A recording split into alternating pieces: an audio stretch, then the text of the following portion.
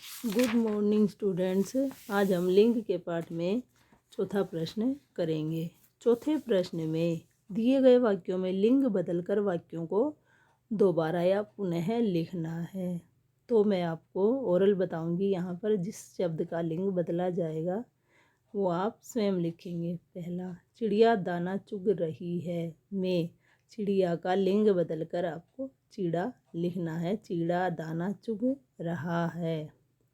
अगला है, नाना जी ने मज़ेदार कहानी सुनाई में नाना जी का लिंग बदलकर आप करेंगे नानी जी ने मज़ेदार कहानी सुनाई। अगला है, पाठिका को पुस्तक अच्छी लगी। यहाँ पर पाठिका शब्द स्त्रीलिंग है, अर्थात कोई महिला पढ़ने वाली होती है उसको पाठिका कहा जाता है। तो इसका लिंग बदलकर बनेगा पाठक। पाठक को पुस्तक अच्छी लगी। अगला है, वह फिल्म नायक प्रधान है। नायक को इंग्लिश में हीरो बोलते हैं। जिस फिल्म में नायिका होती है उसे इंग्लिश में हीरोइन बोलते हैं। तो आपको यहाँ पर नायक जो शब्द है उसका लिंग बदलना है। तो वाक्य बनेगा, यह फिल्म नायिका प्रधान है। कोई भी शब्द आपको ऐसा लगता है कि नहीं लिखना आ रहा है, या तो आप पूछ सकते हैं या फिर आप फ़ोन में भी सर्च करके उसको शुद्ध लिख सकते हैं। जिनके पास पुस्तक है उसमें सभी शब्द लिखे हुए हैं, फिर भी आपको नहीं मिलता है तो आप पूछ सकते हैं। तो इस प्रकार आपका ये चौथा प्रश्न हो जाता है। पांचवा देखिए, दिए गए प्रश्नों के उत्तर लिखिए। इसमें पुल्लिंग और स्त्रीलिंग दोनों की ही परिभाषा लिखनी। अभिप्राय का मतलब अर्थ क्या है, तो परिभाषा हम पहले लिख चुके हैं, वो आप सभी को आती होगी। तो आप पुस्तक में इतना स्थान नहीं है तो आप कॉपी में पुल्लिंग की और स्त्रीलिंग की परिभाषा लिख लेंगे। बिल्कुल सरल है। जिन शब्दों से पुरुष जाति का बोध होता है वो पुल्लिंग, और जिन शब्दों से स्त्री जाति का बोध होता है वो स्त्रीलिंग कहलाते हैं। एक एक उदाहरण इसका लिख देंगे। अगला है, पुल्लिंग व स्त्रीलिंग शब्दों की पहचान के 3 तरीके लिखिए। मैंने आपको पाठ पढ़ाया तब भी बताया था।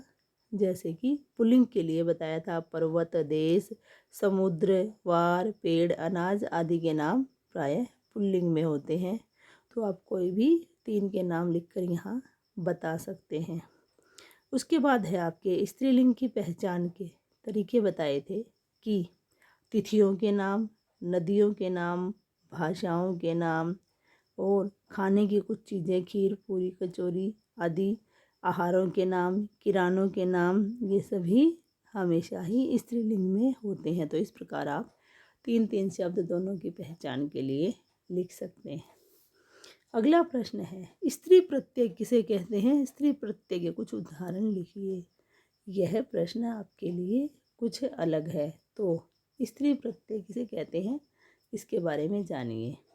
हिंदी में पुल्लिंग से स्त्रीलिंग बनाने के लिए जिन चिन्हों का प्रयोग किया जाता है वे स्त्री प्रत्यय कहलाते हैं। उदाहरण के लिए आया हुआ है जैसे या, इन, आनी, नी, आइन, इनी और इका, ती आदि शब्द हैं। कल हमने इसके कुछ शब्द भी पुल्लिंग के स्त्रीलिंग बनाकर आपके बताए थे, जिसमें कि जैसे चिड़ा का चिड़िया बनाया था। ठीक है। आनी में आप और भी पीछे उदाहरण देख सकते हैं, आपकी पुस्तक में बहुत दिए हुए मिलेंगे, जिसमें इका का अभी अभी आया है। जैसे पाठक का पाठिका हो गया है, नायक का नायिका हो गया है, और नी प्रत्यय में जैसे शेर का शेरनी हो जाता है, मोर का मोरनी हो जाता है।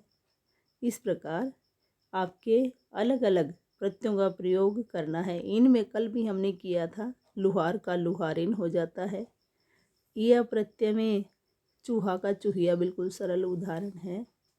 इसके बाद आपके जो इका प्रत्यय है उसका पाठिका और नायिका मैंने बता ही दिया है। आइन में आप देखिए, पंडित का पंडिताइन होता है और ठाकुर का ठकुराइन होता है। इस प्रकार ये सारे स्त्री प्रत्यय के उदाहरण ही हैं। यही प्रश्न आपके लिए एक अलग था जो कि मैंने आपको अच्छे तरीके से समझा दिया है। तो इस प्रकार आज आपका ये लिंग के पाठ के प्रश्न अभ्यास पूरे हो जाते हैं। यही प्रश्न आपको लिखित कार्य के रूप में भी करने हैं। कल हम इससे अगला पाठ पढ़ेंगे। आपका दिन शुभ हो। धन्यवाद।